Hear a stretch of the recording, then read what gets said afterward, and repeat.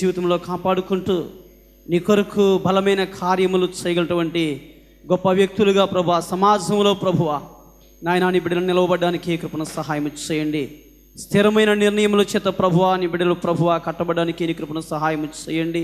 ముందున్న సమయంలో కూడా ప్రభువా నీ భక్తుల ద్వారా నాయన తండ్రి మాతో మాట్లాడమని, మీరు మహిమ పొందమని యేసు పరిశుద్ధ నామమున అడిగి వేడుకొంచున్నాను తండ్రి, ఆమేన్.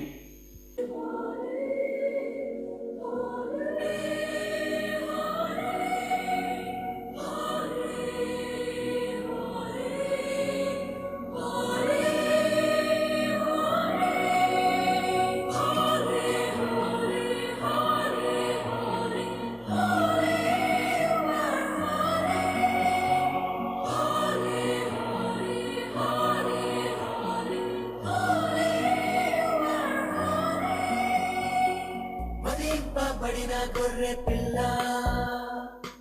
సింహాసనాసీనుడా, ఉదయింపబడిన గొర్రె పిల్ల సింహాసనాసీనుడా, నీ రక్తమిచ్చి ప్రాణమిచ్చి మమ్ములను కొన్నావే. ప్రతి జనములో నీ ప్రజలను నీ యాజక రాజ్యము చేసావే. రక్షణ జ్ఞానము స్తోత్రము శక్తియు ఐశ్వర్యము నీదే, రాజ్యము బలము ప్రభావము మహిమ ఘనత నీదే. అర్హుడా యోగ్యుడా కృతజ్ఞతకు పాత్రుడా, అర్హుడా యోగ్యుడా కృతజ్ఞతకు పాత్రుడా.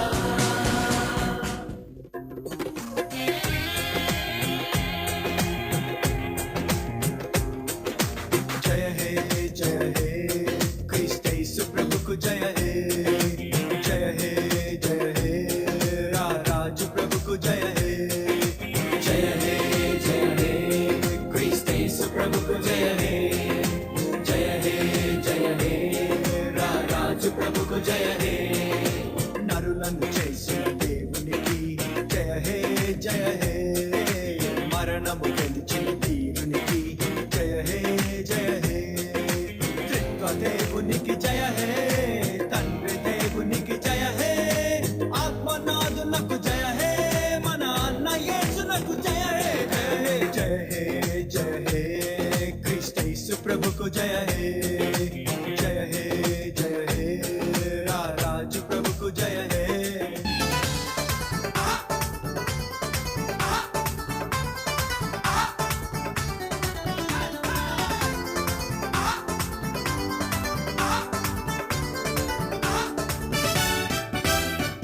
మన్నా మహోత్సవం స్వర్ణోత్సవం స్వర్ణోత్సవం మన్నా మహోత్సవం స్వర్ణోత్సవం స్వర్ణోత్సవం ప్రభువైన యేసుకే హృదయార్పణం, ప్రియ యేసు నామముకే జయ గీతము. ప్రభువైన యేసుకే హృదయార్పణం, ప్రియ యేసు నామముకే జయ గీతము. కరుడేసు సేవకే విజయోత్సవం, కరుడేసు సేవకే విజయోత్సవం. ఆర్భాటించడం జయం, ఆర్భాటించడం ఆర్భాటించడం జయం, ఆర్భాటించడం ఆర్భాటించడం జయం, ఆర్భాటించడం. లోకరక్షక జయము జయము, పరమ వైద్యుడా జయము జయము, లోకరక్షక జయము జయము, పరమ వైద్యుడా జయము జయము, విడుదల నాయక జయము జయము, ప్రభు యేసు క్రీస్తునకే జయము జయము, విడుదల నాయక జయము జయము, ప్రభు యేసు క్రీస్తునకే జయము జయము. బలో క్రీస్తు మహారాజుకే జై, బలో క్రీస్తు మహారాజుకే జై.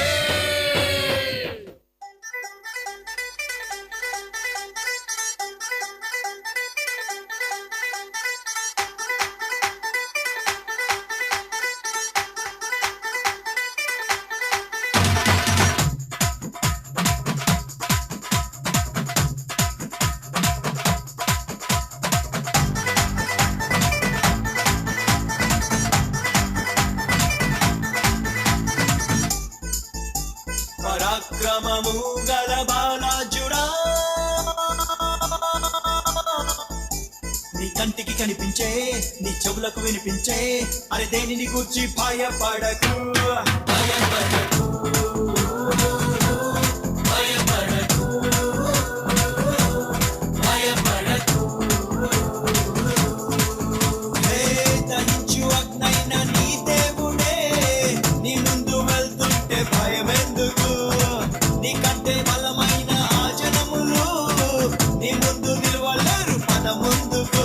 ఇక చేసుకో స్వాధీనం, స్వాధీనం, ఓ స్వాధీనం, ఓ స్వాధీనం, take over, take over, take over, take over.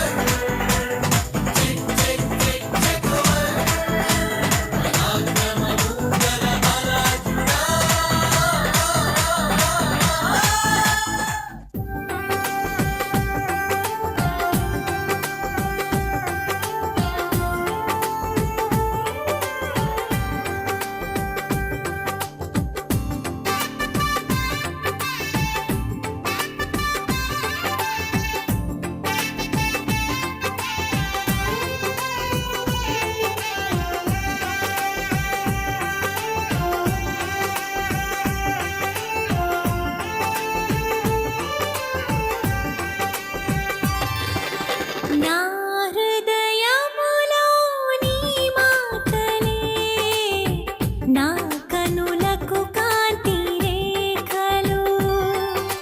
నా హృదయములో నీ మాటలే, నా కనులకు కాంతి రేఖలు. ఇది ఏ సమయం ఇక లేరా నేస్తం, ఇది ఏ సమయం ఇక లేరా నేస్తం, నీలో నాలో ఉందో వరము ఇక ప్రజ్వలించరా, అంటే అగ్నై నింకే హక్కై ప్రభు బలము చాటరా. లోకంలో ఆనాడు ప్రభువేలా ఉన్నాడు, ఈనాడు నిన్నట్లే నియమించి ఉన్నాడు. లెమ్ము, ఓ లెమ్ము, లెమ్ము, లెమ్ము తేజరిల్లుము, లెమ్ము, లెమ్ము తేజరిల్లుము. నీ బలమును ధరించు, ఆ దుమ్మును తొలగించు, సరికొత్త సూర్యుని వై సమరాన్ని సాగించు. లెమ్ము, ఏ సమయం ఇక లేరా నేస్తం, ప్రభుపై రగిలే జ్వాలై.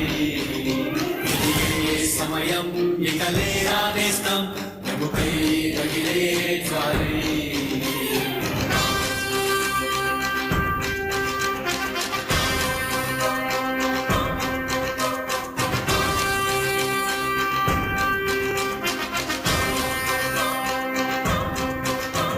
సోదరా లేవరా, యేసు 2016 జనవరి 8వ తారీఖున జరిగినటువంటి సన్నివేశం మీద అందరికీ తెలిసినదే.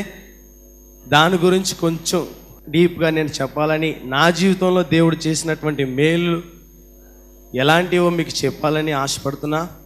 అయితే ఆ ఉదయం ఏం జరిగిందంటే, స్లాబ్ వేస్తున్నాం. స్లాబ్ వేయడానికి 2 రోజులు పడుతుంది అన్నారు, కానీ జనం ఎక్కువగా ఉండి స్లాబ్ త్వరగా పూర్తి చేసేస్తున్నాం. సాయంత్రం కల్లా క్లోజ్ అయిపోతుంది. అయితే చాలా సంతోషంతో స్లాబ్ పూర్తి అయిపోతుంది కదా అని మేము కూడా చాలా సంతోషించాం. ఆ పైనే స్లాబ్ పనిలో మేము కూడా ఉండి పని చేస్తున్నా. కరెక్ట్గా భోంచేసి పైకి వెళ్ళి 2:30 ప్రాంతంలో మేము పని చేస్తుంటే 2:45 అనుకోని విధంగా ఒకేసారి కింద సపోర్ట్ చాలకో లేకపోతే పైన బరువు ఎక్కువయ్యో ఒకేసారి మొత్తం కూలిపోయిందనమాట. కూలిపోయితే ఏం జరిగిందో, ఎలా పడ్డానో, ఏం తగిలిందో కూడా నాకు తెలియని పరిస్థితి. అయితే ఒక సహోదరుడు వచ్చి నన్ను లేపి అక్కడ దాకా తీసుకొచ్చి కూర్చోబెట్టాడు. అయితే నాకు గుర్తున్నది, నాకు తెలుస్తుంది, నాకు స్పర్శ ఉన్నది ఏంటంటే, ఈ ముక్కు ఇలా వేలాడుతున్నట్టు నాకు స్పర్శ అనిపించింది. సరే హాస్పిటల్కి వెళ్తే గబగబా హాస్పిటల్కి తీసుకెళ్ళారు. హాస్పిటల్ భీమవరం హాస్పిటల్కి తీసుకెళ్తే అక్కడ ఒక నాకు ఈఎన్టీ అంటే ముక్కుకి ఒక డాక్టర్ గారు నాకు వైద్యం చేయడానికి నన్ను తీసుకెళ్తే రాత్రి 11ంటికి నాకు ముక్కు సర్జరీ చేశారు. అయితే నేను స్పృహలోకి వచ్చినటువంటి 2 రోజుల తర్వాత నాకు తెలిసింది ఏంటంటే ఒక బలమైనటువంటి ఊస నా ముక్కులో నుంచి వెళ్ళి కంటిలో ఉన్నటువంటి నరాలన్నీ చీర్చేసిందంట. అంటే కంట్లో ఉన్నటువంటి నరాలన్నీ కట్ అయిపోయినాయి అన్నారు. సరే ముక్కుకి సర్జరీ చేశారు, కన్నుకి కట్ ఒకటి వేశారు. సరే వాళ్ళు చెప్తుంటే నాకు భయం అనిపించలా. బాధ లోపల చెప్పుకోలేనటువంటి బాధ, వివరించలేనటువంటి బాధ. అరే చుట్టూ అనేక మంది విశ్వాసులు ఉన్న ఆదరిస్తున్నప్పటికీ నేను వారితో ఏం మాట్లాడాలో ఏం చెప్పాలో కూడా తెలియనటువంటి స్థితిలో నేనున్నా. అయితే ముక్కు సర్జరీ చేశారు. తర్వాత కంటి గురించి వారు భీమవరం హాస్పిటల్ చెప్పింది ఏంటంటే హైదరాబాద్ వెళ్ళిపోండి, హైదరాబాద్లో కంటి స్పెషలిస్టులు ఉన్నారు అని చెప్తే ఇక్కడ పద్మాలయ దగ్గర నీలాద్రి గారి ఐ హాస్పిటల్లోకి వెళ్ళినప్పుడు ఆయన చెప్పినటువంటి సలహా ఏంటంటే గుంటూరు శంకర్ ఐ హాస్పిటల్లో మెదక్ నుంచి వచ్చి వారు పెట్టారు. అయితే అక్కడ స్పెషలిస్టులు ఉన్నారు, మీరు వెళ్ళి వారిని సంప్రదిస్తే వారు మీకు చికిత్స చేస్తారు అనేప్పుడు తర్వాత 12వ తారీఖు ఉదయం 4 గంటలకు మేము బయలుదేరి గుంటూరు వెళ్తే గుంటూరు వెళ్ళంగానే తర్వాత ఒకరోజు నన్ను అక్కడ అడ్మిట్ చేసి నెక్స్ట్ రోజు ఆ డాక్టర్ గారు నన్ను చూడడానికి నా కన్నుని తెరిచినప్పుడు ఆమె ఆ యొక్క స్కోప్లోని చూడగానే గబాలనే వెంటనే తను వెనక్కి తీసేసింది. ఎందుకంటే నా కన్ను నల్లగుడ్డంతా స్వీజ్ అయిపోయి నరాలని కట్ అయిపోయినాయి. అలాగే ఆపరేషన్ తీసుకెళ్ళేటప్పటికి ఆ బ్లడ్ కోల్పోవడం వల్ల నేను తేలిపోవడం అనే ఒక స్పర్శ నేను చూడగలుగుతున్నాను. అయితే ఆపరేషన్ థియేటర్లో కూడా ఎలా జరిగిందంటే కంటిలో ఒక ఇంజెక్షన్ ఇచ్చి మత్తుమంది ఇంజెక్షన్ ఏమి ఇవ్వకుండా లైవ్లోనే నాకు కంటిలో ఆపరేషన్ చేస్తే ఆ బాధ తట్టుకోలేక ఏసు రక్తమే జయమని చెప్పుకొని త్వరగా అయిపోవాలి ప్రవ్వా అని ఏడుస్తూనే ఓ పక్క కంటిలో నీళ్లు ఆ డాక్టర్ గారితో నా బాధ చెప్పుకోలేకపోతున్నా. పర్వాలేదమ్మా, పెయిన్ ఎలాగా ఉంటుంది, త్వరగా చేసేస్తానని ఆవిడ నాతో మాట్లాడతా, నేను ఆవిడతో మాట్లాడతా.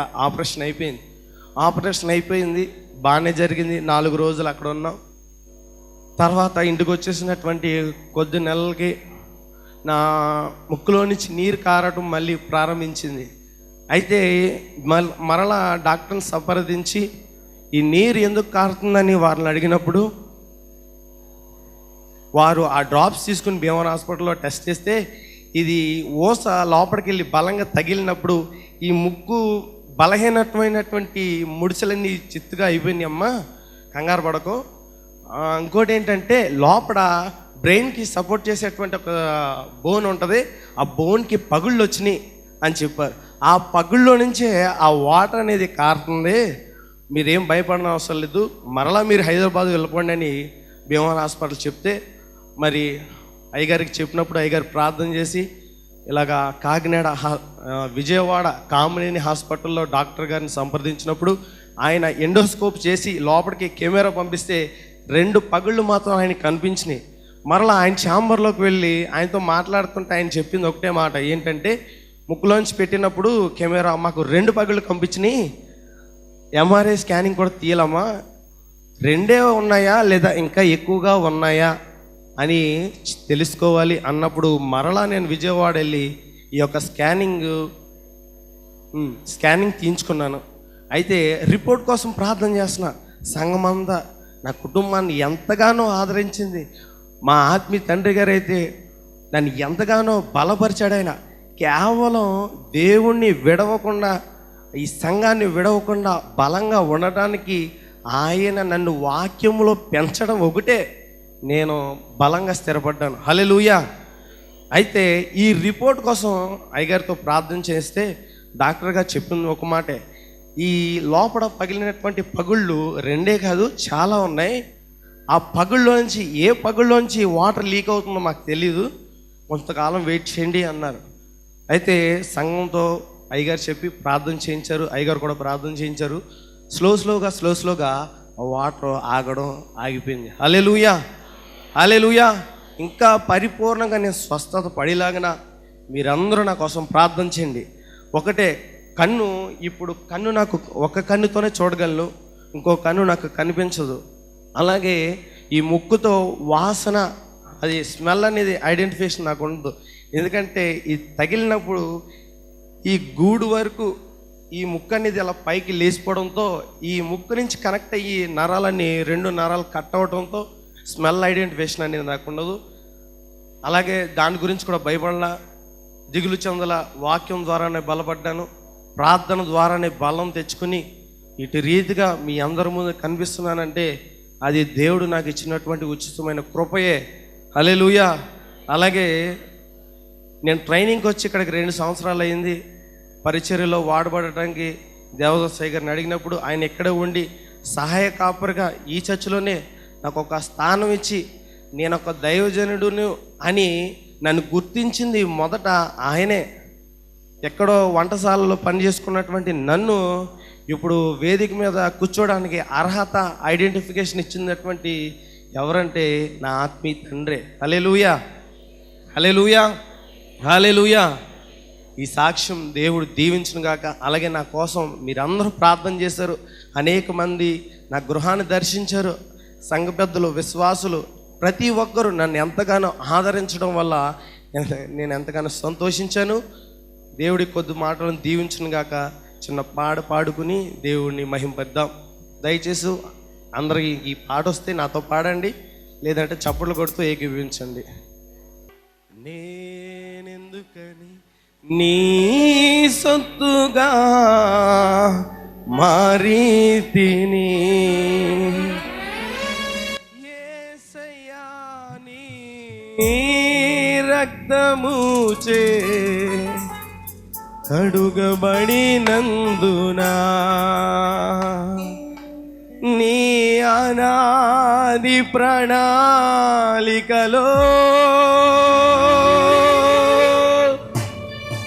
హర్షించెను నా హృదయ సీమా. ఆహా నా ధన్యత, ఓహో నా భాగ్యము, ఏమని వివరింతును, ఏమని వివరింతును. ఆహా నా ధన్యత, ఓహో నా భాగ్యము.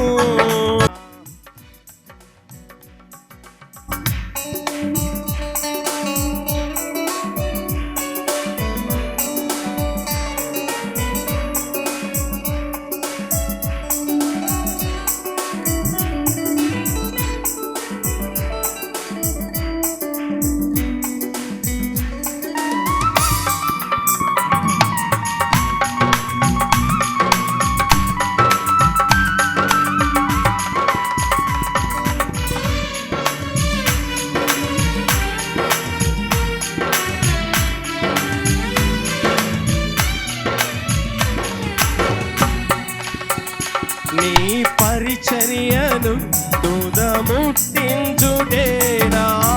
నియమమాయనే, నా సన్నిధిలో నీ పొందుగోరి నీ స్నేహితుడారైతేనే. నీ పరిచర్యను తుదముట్టించుటేనా నియమమాయనే, నీ సన్నిధిలో నీ పొందుగోరి నీ స్నేహితుడారైతే. ఆహా నా ధన్యత, ఆహా నా ధన్యత, ఓహో నా భాగ్యము, ఏమని వివరింతును, యేసయ్యా ఏమని వివరింతును, ఏమని వివరింతును, ఏమని వివరింతును. నేనెందుకని నీ సొత్తుగా మారితిని, యేసయ్యా నీ రక్తముచే కడుగబడినందునా,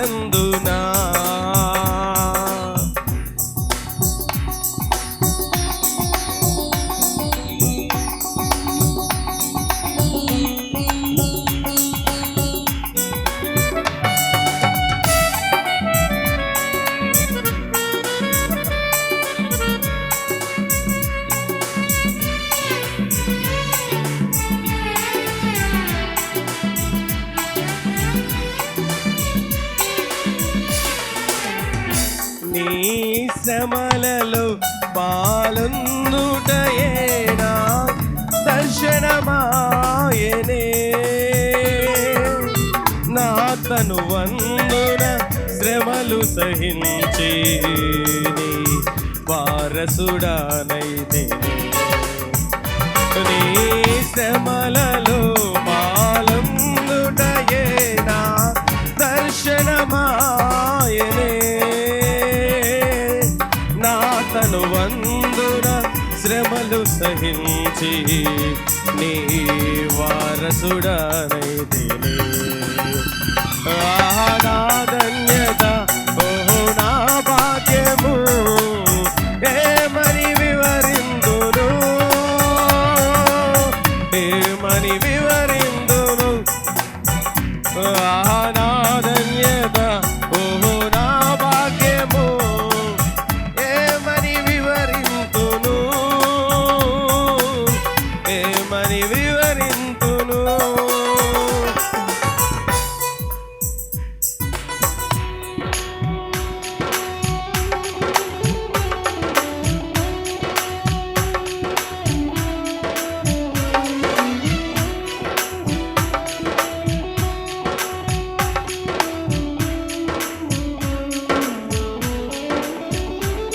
ఓహో నా భాగ్యము ఏమని వివరింతును, ఏమని వివరింతును. నా ధన్యత ఓహో నా భాగ్యము ఏమని వివరింతును, ఏమని వివరింతును.